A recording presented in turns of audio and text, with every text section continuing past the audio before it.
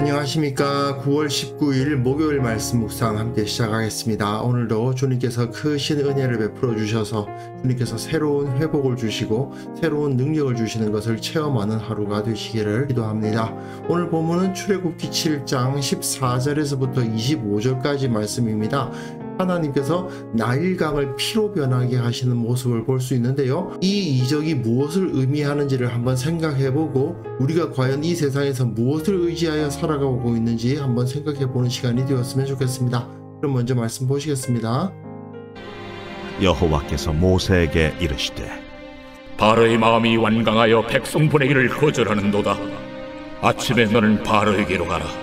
보라, 그가 물 있는 곳으로 나오리니 너는 나일 강가에 서서 그를 맞으며 그 뱀 되었던 지팡이를 손에 잡고 그에게 이르기를 히브리 사람의 하나님 여호와께서 나를 왕에게 보내어 이르시되 내 백성을 보내라. 그러면 그들이 광야에서 나를 섬길 것이니라 하였으나 이제까지 내가 듣지 아니하도다. 여호와가 이같이 이르노니 내가 이로 말미암아 나를 여호와인 줄 알리라. 볼지어다, 내가 내 손에 지팡이로 나일강을 치면 그것이 피로 변하고 나일강의 고기가 죽고 그 물에서는 악취가 나리니 애굽 사람들이 그 강물 마시기를 싫어하리라 하라. 여호와께서 또 모세에게 이르시되 아론에게 명령하기를 네 지팡이를 잡고 네 팔을 애굽의 물들과 강들과 운하와 못과 모든 호수에 내밀라 하라. 그것들이 피가 되리니 애굽 온 땅과 나무 그릇과 돌 그릇 안에 모두 피가 있으리라.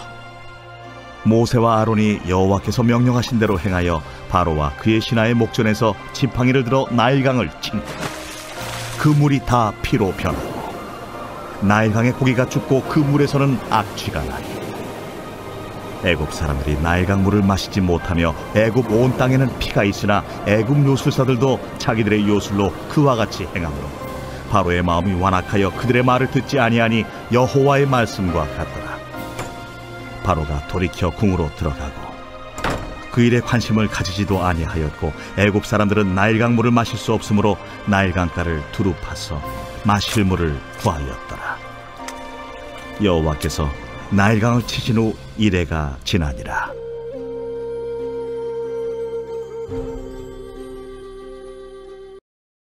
이제부터 본격적으로 10가지 재앙이 시작되는 거죠. 하나님께서 바로를 치시는 것인데 이스라엘이 애굽으로부터 독립하기 위한 전쟁이 벌어졌다고 표현할 수도 있겠습니다. 하지만 기본적으로 하나님께서 일방적으로 바로를 치시는 거죠.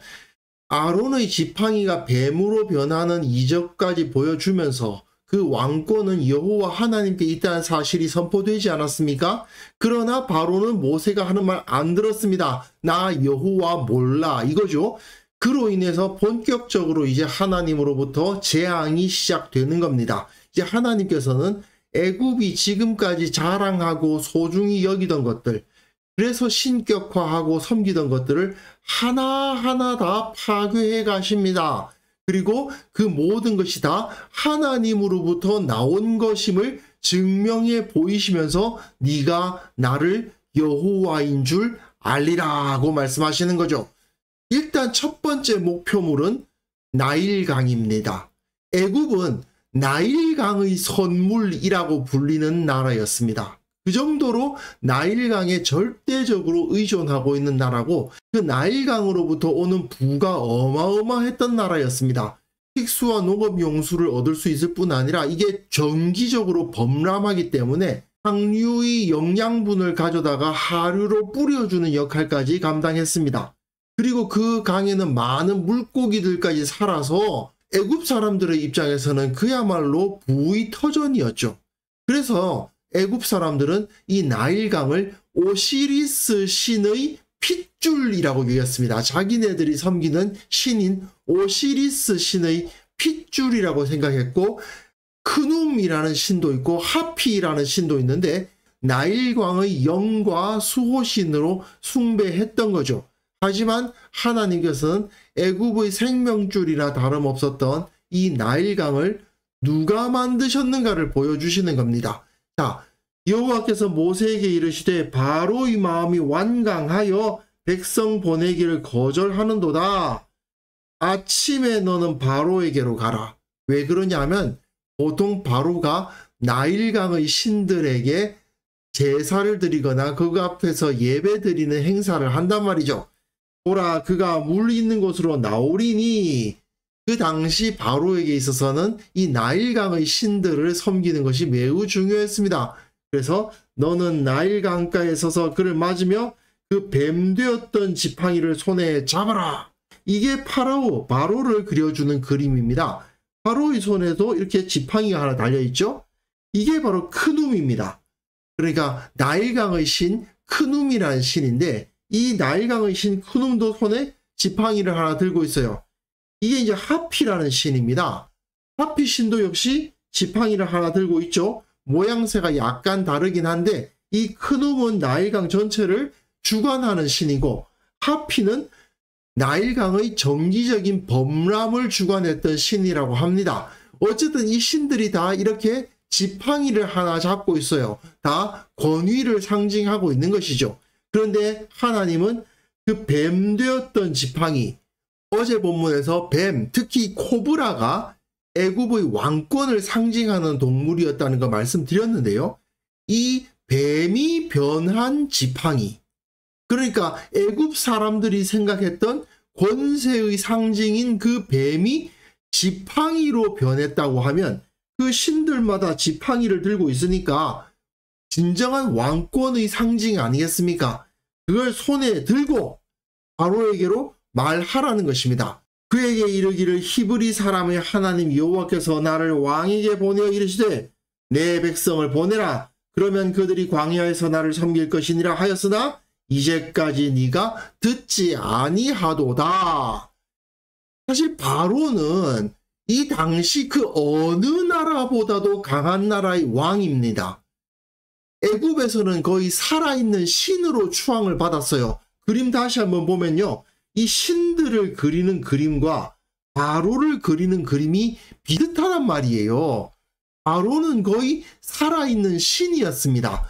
그런데 그 바로 앞에서 모세가 말하기를 마치 법정에서 죄 지은 사람을 끌어안친 다음에 그의 죄를 명시하고 그에게 처벌을 선언하는 것과 비슷한 어조로 말을 하게 하시는 거예요. 먼저 그 죄를 명시하시는 거 아닙니까? 내가 분명히 내 백성을 보내라. 그러면 그들이 광야에서 나를 섬길 것이더라 했는데 네가 말 안 들었지. 죄를 지었군, 이 말이죠. 여호와가 이같이 이르노니 네가 이로 말미암아 나를 여호와인 줄 알리라. 네가 나를 여호와인 줄 알게 해 주겠다. 나 여호와 몰라. 그러니까 너희는 가서 일이나 해. 했던 바로 아닙니까? 그런데 그 바로에게 네가 나를 여호와인 줄 알게 해 주겠다. 그러면서 형벌을 선포하시는 거죠. 볼지어다 내가 내 손의 지팡이로 나일강을 치면 그것이 피로 변하고 나일강의 고기가 죽고 그 물에서는 악취가 날 것이다. 애굽 사람들이 그 강 물 마시기를 싫어하리라. 예, 처벌이 선포되고 있습니다. 이 당시 사람들이 나일강을 오시리스의 핏줄이라 크눔신과 하피신이 저 나일강을 지키고 있다라고 생각했지만 하나님께서는 그래, 나일강이 오시리스의 핏줄이라고? 좋아, 진짜 피로 한번 만들어주지.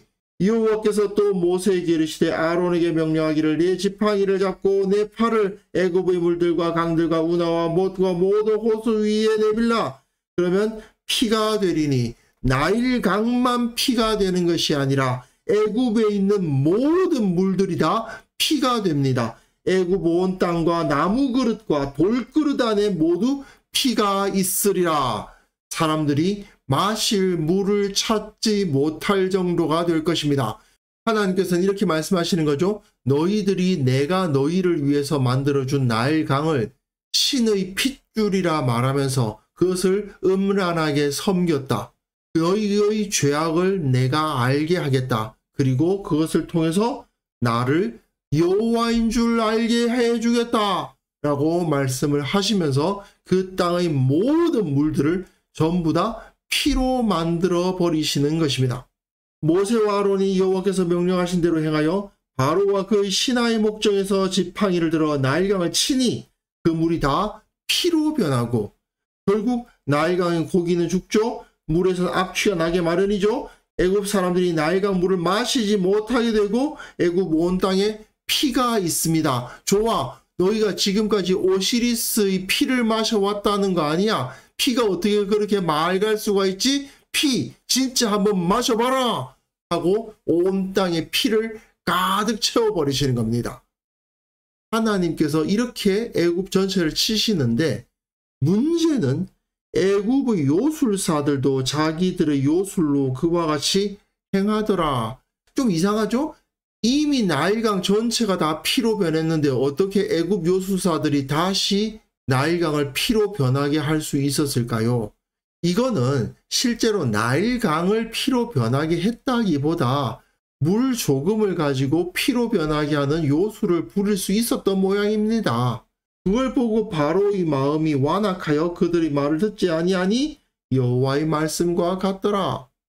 나일강 전체를 다 피로 변하게 하는 것과 요술사들이 소량의 물을 피로 변하게 하는 것, 그게 같을 수 없지만 바로는 저들의 능력뿐만 아니라 요술사들의 능력으로도 그런 일은 일어날 수 있는 거 아니야 라고 생각하면서 그들의 말을 듣지 않는 거죠.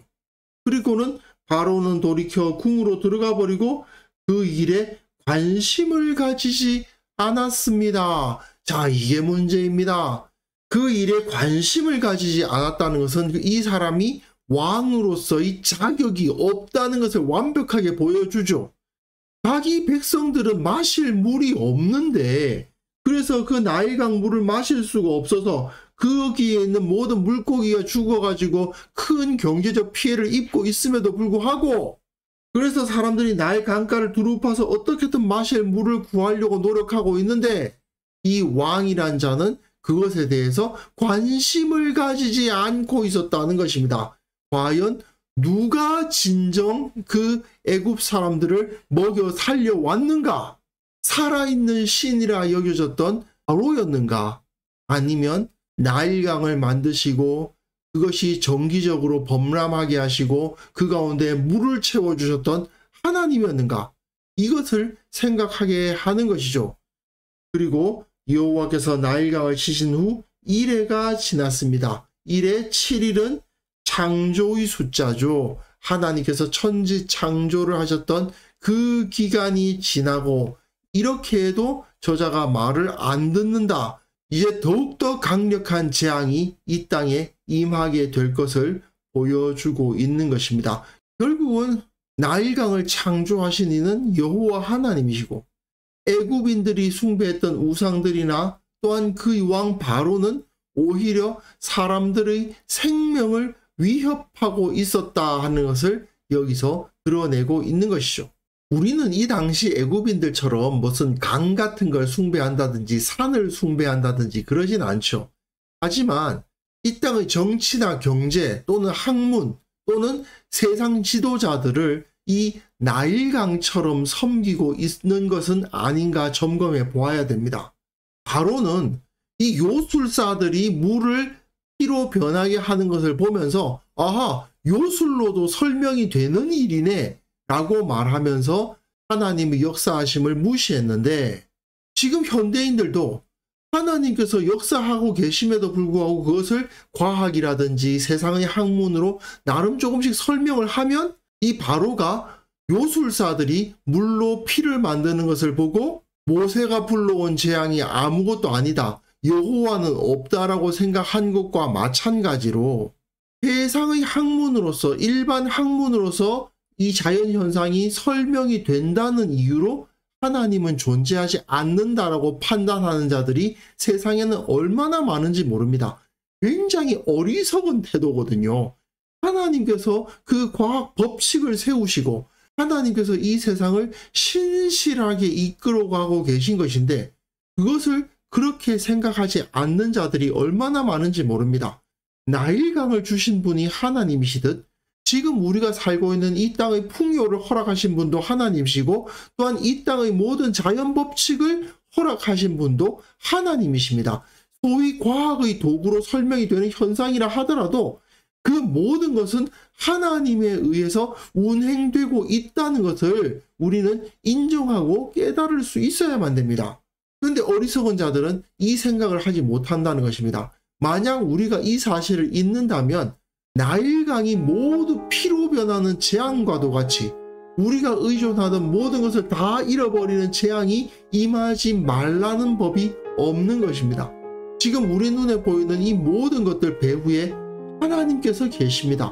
하나님께서 은혜를 주시고 섭리하고 계신다는 것을 우리는 깨달아야만 됩니다. 진정한 생명과 풍요의 근원은 하나님이시라는 사실을 깨닫지 못하면 결국 그것을 모두 다 잃을 수도 있다는 것을 우리는 정말 깊이 명심해야 될 것입니다. 그래서 이 시간 함께 기도하실 때에는요, 하나님께서 세상의 모든 것을 공급하시는 분이시다, 우리에게 생명을 주시는 분이시다는 것을 잊지 않고 주님만을 섬기게 하옵소서. 세상의 헛된 것 의지하면서 세상의 알량한 학문으로 하나님을 부정하려는 어리석은 자들, 하나님을 알고 그 앞에 무릎 꿇게 하옵소서. 함께 기도하는 시간 가졌으면 합니다.